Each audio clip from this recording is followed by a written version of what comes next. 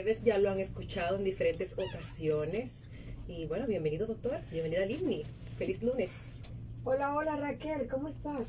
Muy bien. Espero que tu fin de semana, señora Raquel es polifacética y tiene muchas actividades. Los fines de semana, Claudio, Raquel, ¿cómo que se dice en el grupo popular? Picotea.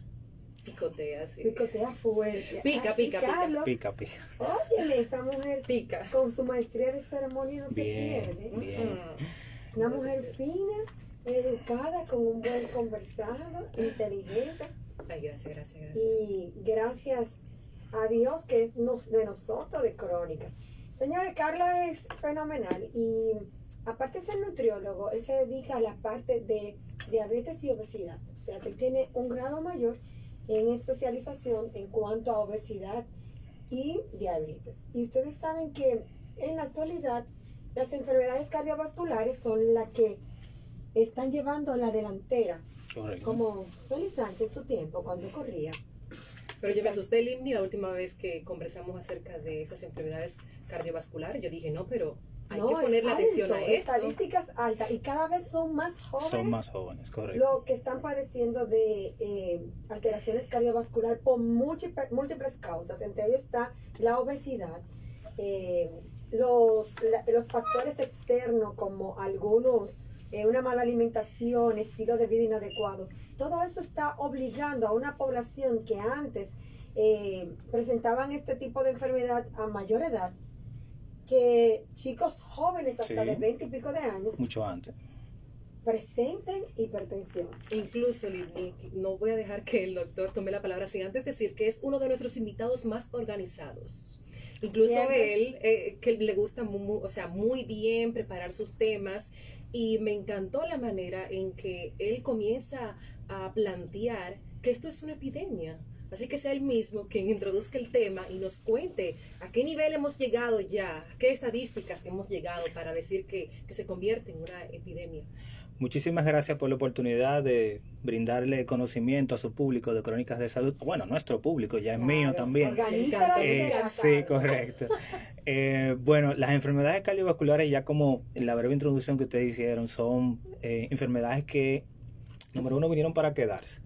Hay una situación, y en cuanto a la epidemiología, como estábamos hablando, y es que en las Américas se considera que alrededor de 1.6 millones de personas mueren por enfermedades cardiovasculares, especialmente infartos, accidentes cerebrovasculares y un sinnúmero de patologías sobreañadidas.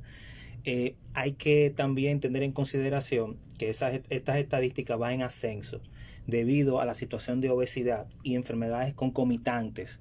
O sea, hoy vamos a hablar de cómo la obesidad se involucra directamente en lo que es el daño cardiovascular, pero la obesidad y el tabaquismo son los dos factores de riesgo principales de este tipo de enfermedades. O sea, son hábitos, todos son hábitos. Y los dos están en aumento. Correcto. Principalmente en nuestro país tenemos estudios ya de hace décadas, como es el EFRICAR, pero un estudio que se hizo por el Seguro Nacional de Salud, lo busqué ayer.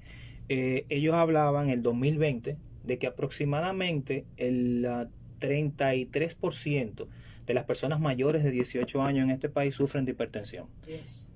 El 33%. O sea, podemos decir que 3 de cada dominicano mayor de 18 años tiene hipertensión. 3 y un poquito. Exacto. Lo bonito de eso no es eso.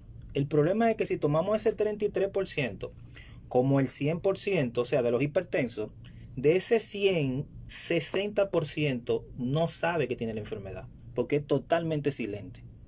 O sea, Sintomático. Totalmente. O sea, nadie lo sabe que la tiene. De ese 33 que representaría el 100% de los hipertensos. Entonces, es totalmente es algo que totalmente nos sorprende.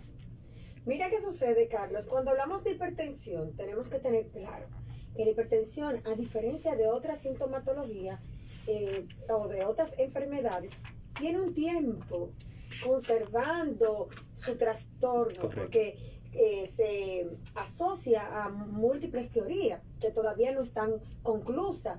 Si vamos a los libros y a investigaciones, podemos observar que si se habla de hipertensión, te preguntan, siempre es origen idiopático. Eso le encanta en la medicina, sobre todo cuando no tenemos ya terminada la idea.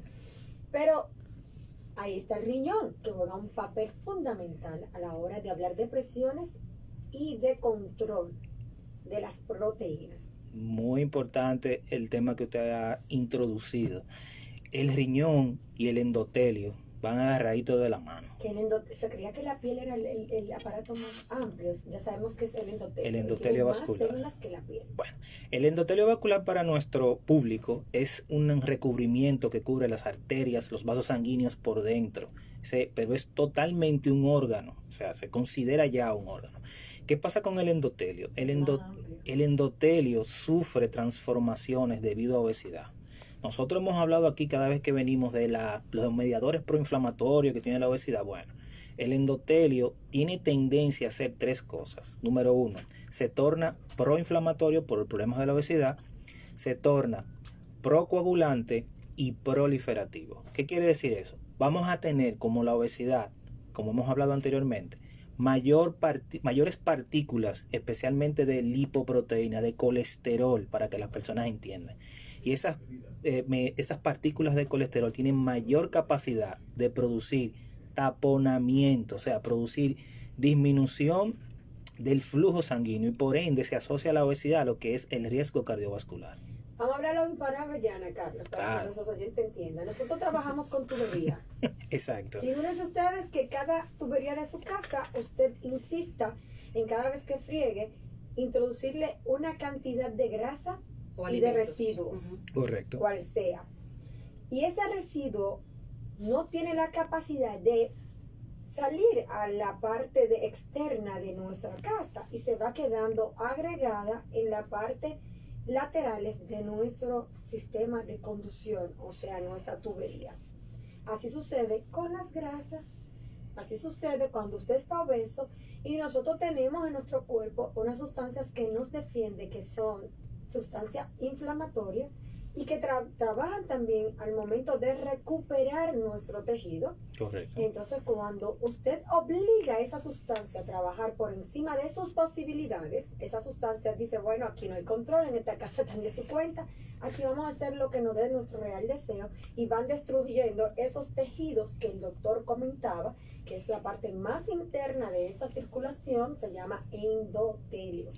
Bien, algo muy importante que mencionamos iniciando el bloque es el riñón. El riñón sufre con la hipertensión y especialmente con la obesidad.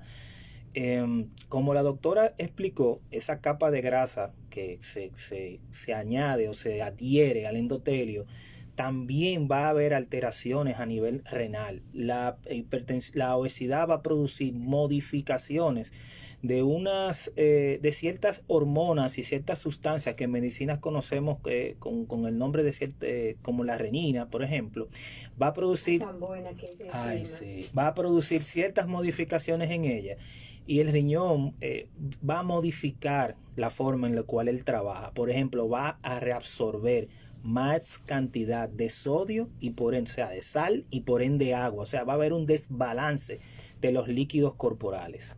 Entonces, fisiología pura, usted vino a oír el curvero para que nuestros oyentes entiendan de forma llana. ¿Sabe que hace un tiempo a nosotros nos enseñaban, en mi tiempo de la universidad, en la Autónoma de Santo Domingo, que a en sus tiempos, como que eso quedó tan lejos allá atrás.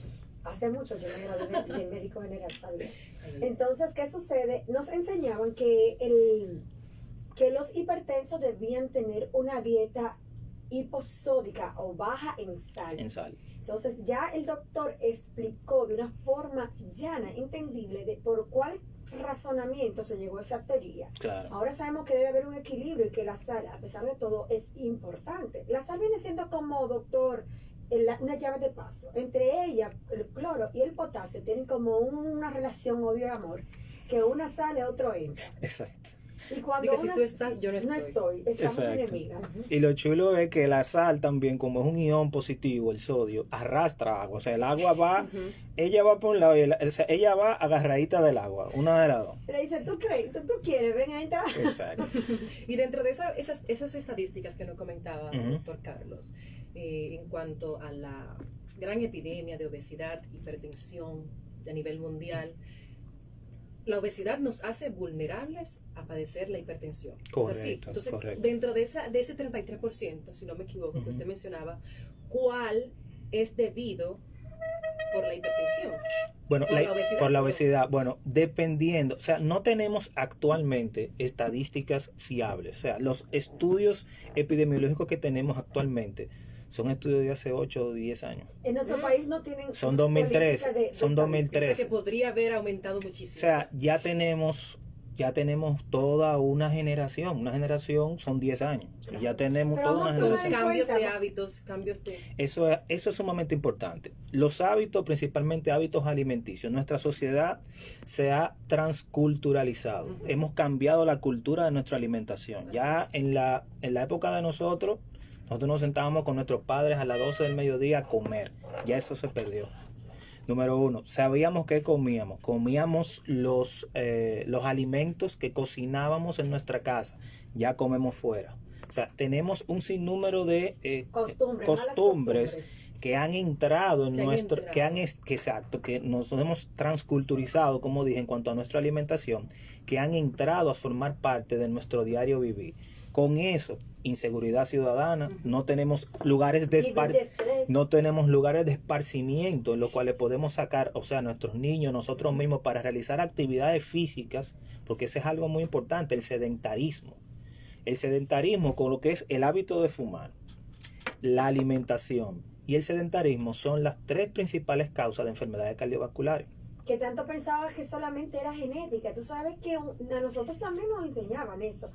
Cuando hacíamos la anamnesis, o hacíamos el interrogatorio del paciente, lo primero que le preguntábamos de qué sufren tus padres, Correcto, antecedentes familiares. antecedentes Y ya familiares. sabemos que la epigenética tiene la capacidad de cambiar nuestras caracterizaciones genéticas que nosotros traemos en nuestro ADN por un estilo de vida adecuado. O sea, yo heredó diabetes, mi papá sufrió de diabetes, mis abuelas de ambos lados, y tengo mi mamá que es hipertensa y así sucesivamente. Ujú. Yo decido si se manifiesta, aunque yo tenga ese 25% de Exacto. posibilidades, Exacto. yo decido si mi gen se activa o no. Esto es como los fósforos, usted enciende uno y se van todos. Correcto. Con lo que la doctora habla, lo hemos hablado en muchísimas ocasiones aquí, que son las enfermedades son multifactoriales. Tienen factores predisponentes o factores hereditarios que nosotros traemos en nuestros genes, que se llaman factores no modificables. Nosotros no podemos cambiar eso. Pero ¿qué podemos cambiar? Podemos cambiar nuestro entorno. Y si cambiamos el entorno, podemos o no manifestar la enfermedad que ya genéticamente estamos predispuestos, o prolongarla que aparezca en una etapa tardía de nuestra vida.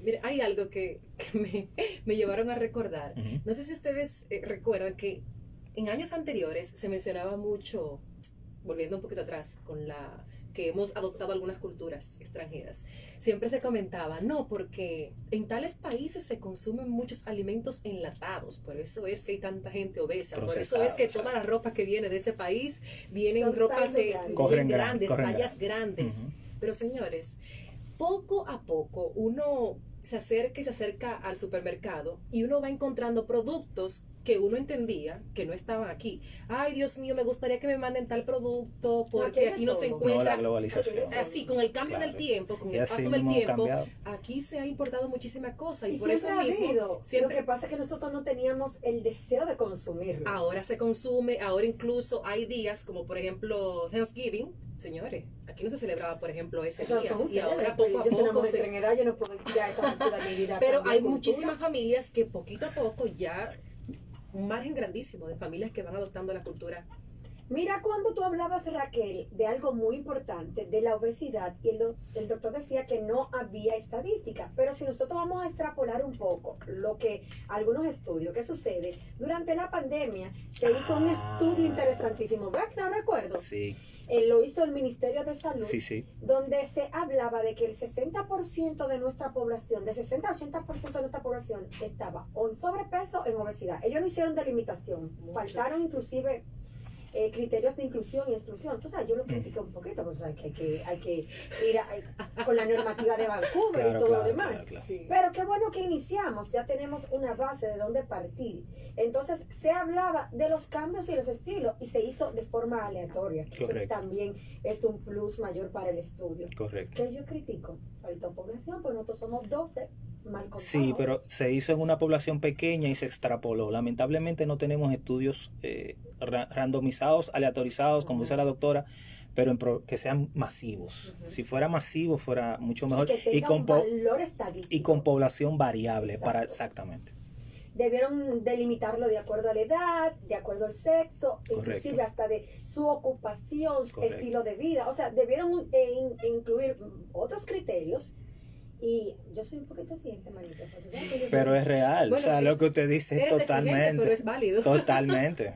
Entonces, si tomamos eso en cuenta y decimos que la obesidad tiene un factor importante, entonces estamos hablando de que de ese 33%, si el 60 al 80% es obeso, ahí va aumentando las estadísticas Correcto. de nuestra población. O un margen. A mí me gusta mucho la medicina preventiva y que me da un margen futuro de probabilidades. El que me conoce sabe que yo no extraigo, por ejemplo, un tejido sin hacerlo un inmunohistoquímico si es sospechoso para saber probabilidad futura. Correcto. Eso te da la oportunidad de tú ejercer una medicina de calidad y darle la oportunidad a ese paciente a cambiar. Bueno, estoy aquí a mitad del río, tú decides si lo cruzas o te quedas a la orilla o te regresas. Eso va a depender. Entonces, así sucede, por ejemplo, con la hipertensión y la obesidad. Están los llamados prehipertensos. Sí, anteriormente se llamaban así en las guías anteriores, pero ya de 2016, 2017 cambiaron, se llaman presión arterial alta o high blood pressure, o sea, sé que lo describen algunas guías. Que borden. Ajá. Anteriormente se llamaban prehipertensos, pero ya eso lo quitaron desde el 2016 para acá. Se llaman hipertensión arterial alta, son esos que manejan los niveles tensionales Al borde. entre 139 85 más o menos. Exacto, al borde de lo más alto. Exacto. Nosotros nos manejamos como percentilo en estadística, que es el 95, el 99, Correcto. dependiendo. Entonces, ¿qué sucede con nosotros? Nosotros podemos cambiar nuestro estilo de vida. Doctor, ¿cuáles factores de lo que usted ha mencionado son modificables y no modificables? Perfecto. Algo muy importante, y usted acaba de mencionar el factor número 1 es la reducción de peso, y eso se cambia con cambios de estilo de vida que incluyen alimentación y actividad física. Les decía ahorita que el sedentarismo es una de las causas más grandes, aunque algunos no lo toman en cuenta. Una paciente que tú le mencionas mejor la madre antes de poner a hacer Exacto. Sí, mira, hay un problemita con eso, y es que No quiere. Es obesa. la industria de lo Sobrepeso. que tiene que ver con, por ejemplo, con el fitness, nos ha vendido la palabra fitness como estar fit, Rayado, fuertecito. rayado. No. El fitness se llama capacidad cardiorrespiratoria. Eso es lo que quiere decir el fitness. Sí, Cuando uno lee, cuando uno lee, por ejemplo, las modificaciones de punto de vista de actividad física, dice un bajo nivel de fitness. Cuando tú dices fitness, capacidad cardiorrespiratoria, es la principal causa de problemas cardiovasculares. que es el mismo índice. Correcto. Entonces, primero, modificaciones alimenticias sería lo ideal. Cambio de estilo de alimentación. Hablamos en el bloque anterior acerca de la sal. La sal juega un papel fundamental en esto. Las dietas asociadas o los cambios dietéticos asociados a lo que llamamos hipertensión están vinculados especialmente con una dieta llamada dieta DASH. Bueno, vamos a dejar esto acá, doctor, para hablar de la dieta TAC. Y tenemos que hablar también de que hay algunos alimentos que, aunque no dicen libres de sodio, sus conservantes tienen cloruro de sodio. Aquí se va a dar gusto la ingeniera química, Raquel. Volvemos en breve, señores. Sí, porque nos encanta.